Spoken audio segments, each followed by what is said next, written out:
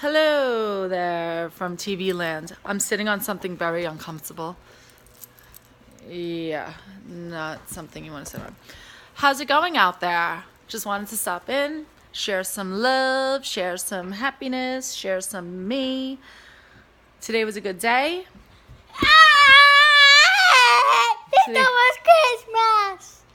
Today was a good day. I got my observation done. My boss seemed very happy when he left.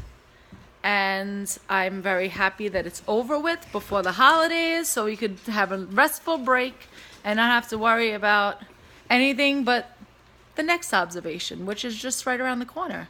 Because being a teacher is like the most amazing job that I could ask for, because I love to be infiltrated by bosses that come in and they're honest. And you know what?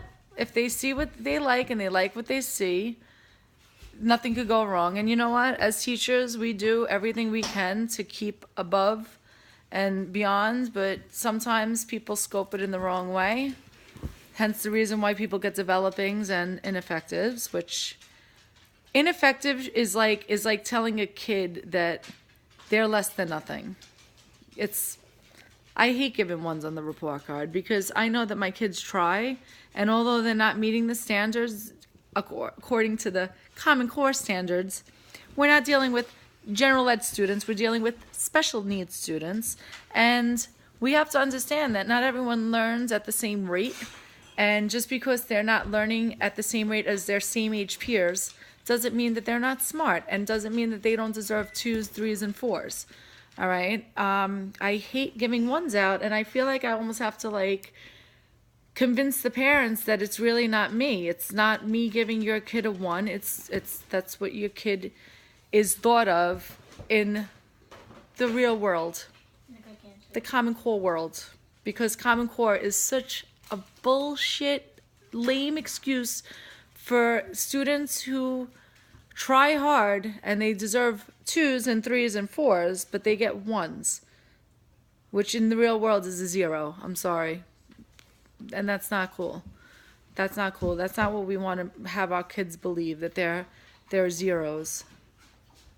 Such nonsense. But enough about me raging about the DOE, because I can't change the DOE. All I can do is change myself, and hopefully I'll become a principal or an assistant principal and be able to help the staff to better themselves and the students, because that's what really good leaders are. They better the people around them. They don't knock them down. They don't make them feel inferior, unless, you know what, unless they are. And sometimes, I'm sorry teachers, I love you all, but sometimes there's not a good teacher, sometimes, and it does happen, and that's fine too. But it's up to the administration to weed through these people and get rid of them. And that's not to say that there's not great teachers who get shit on or ragged on, because that happens too. I've seen it several times in my 21 years of experience. I've seen good teachers get shit on, and I see shitty teachers get rewarded. So it goes both ways. I've seen shitty teachers shit on, and I've seen good people praised, and that's the good teachers are getting praised, but some of them get shit on. The bad teachers get shit on, but some of them get praised. So it works in every facet that we can imagine. That's how it's being played out, and that's the God's honest truth. All right. But enough about me ranting and raving about the DOE, because there's other things to talk about, like it's snowing out. Yay! It's snowing, and nobody loves snow more than me. Look at it. There it is.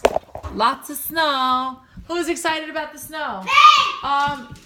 That is the most dangerous thing. Give me it now. That's me bugging out because my son is running around with a scissor like he doesn't know that it could stab him. Do you know that this could stab you? That's why it's so sharp. Do you see? I understand, but you don't deserve, you don't run around with a scissor in your hand and you're bouncing around and it's all in your face. It's not funny. So stop laughing. I think you know something. It's not funny. This is not funny. But, all right, so what's the safe way? You almost got me just now.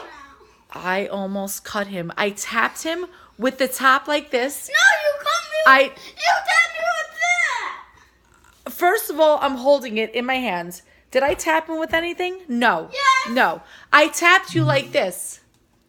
That's how I tapped you. And that I knocked on his head now. I did not tap him with the point. Oh my God, these kids, see? And that's another thing. Kids lie, parents. Kids lie. I heard like just this week about 3 lies to kids. He lies. He lies like a rock. Nicholas, come over here. How's the right way to hold a scissor? Let me see if you could see this. All right, no. That's not it. Nope, that's not it either. No, that's a bad way. Can you show him? Show him. Let him put it down. And now what is No, come here. What he's doing differently, I don't know if I could see ourselves. What he's doing differently is that he's holding it. Look, you see the bottom?